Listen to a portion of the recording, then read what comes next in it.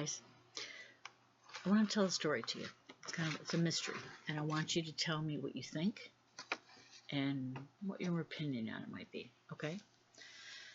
So, there was a show called Unsolved Mysteries back in the 80s. I'm sure some of you are familiar with it. They did a story, and the story was about two Catholic priests from two different parishes, two different states. One was murdered, and one basically disappeared. So, the first Catholic priest was named Ronaldo Rivera, and he was from Santa Fe, New Mexico. And on August 7th, 1982, his parish received a phone call from somebody calling themselves Michael Carmela. And this Michael Carmela was asking for a priest to come and give his father last rites because he was dying.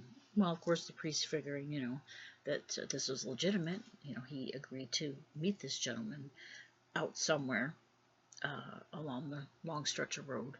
So the Father Rivera drove out to meet this gentleman. Well, Father Rivera never returned, and Father Rivera was actually found dead.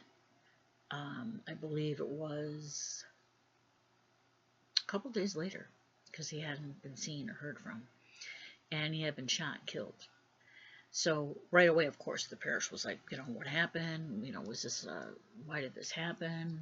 Why would somebody kill the priest? And the whole church, of course, the parishioners were upset, and, they ended up giving him a big funeral, and he was buried.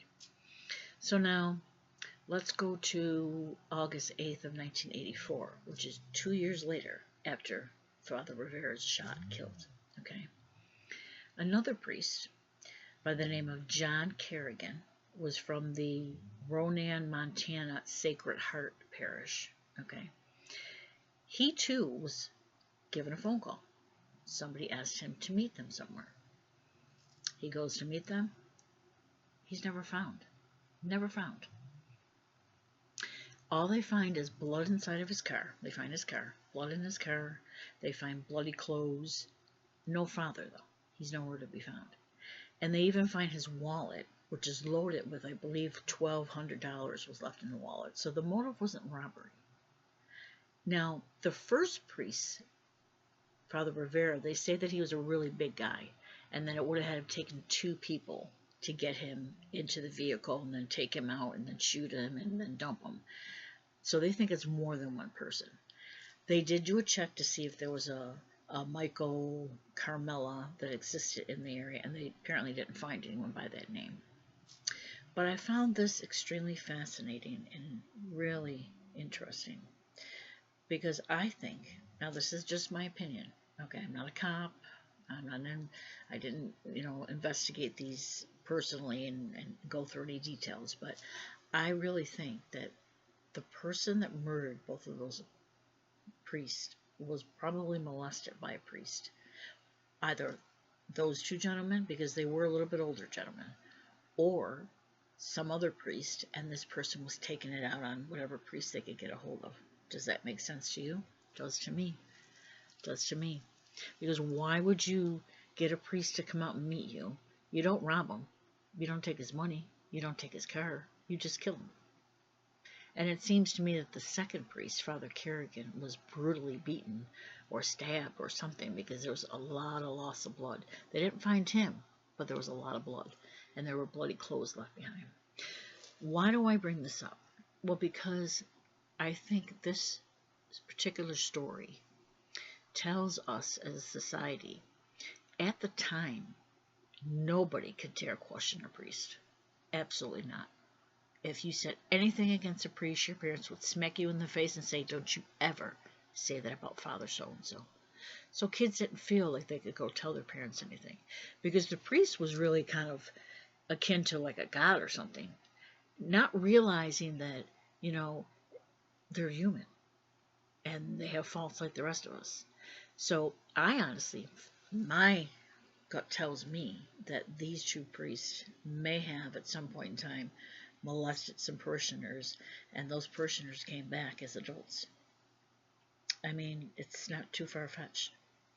And I think if you look at the Boston story, originally there was a gentleman in Boston that came out with information about a Catholic priest, which kind of started the whole thing.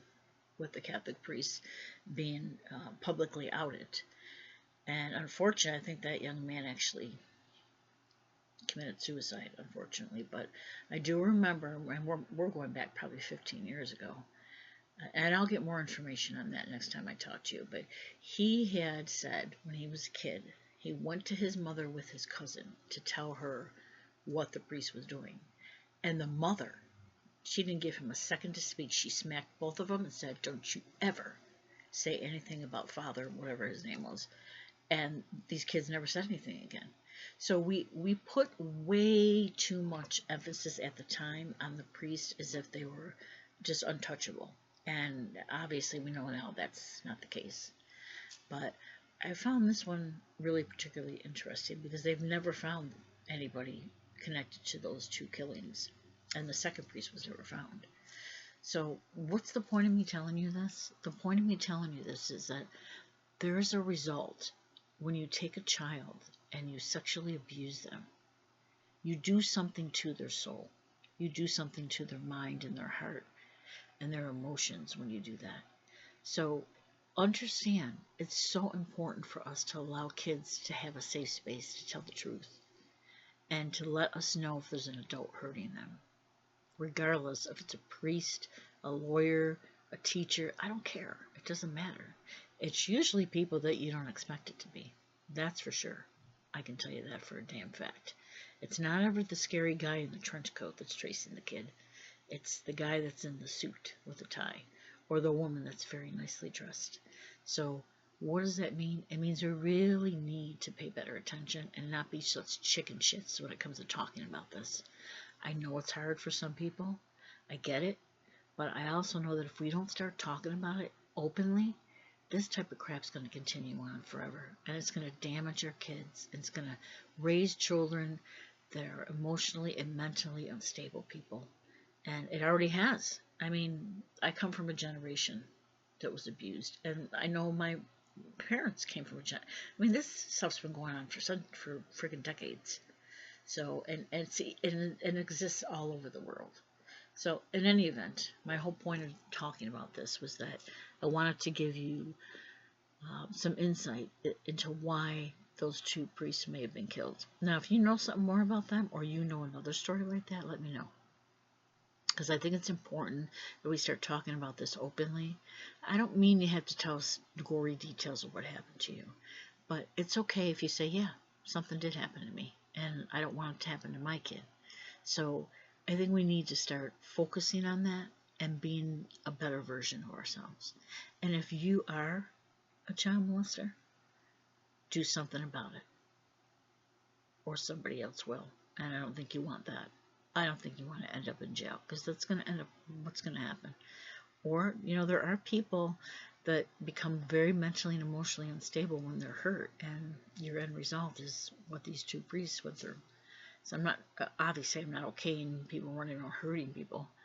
But, when you do something to a child, you damage them when you do that.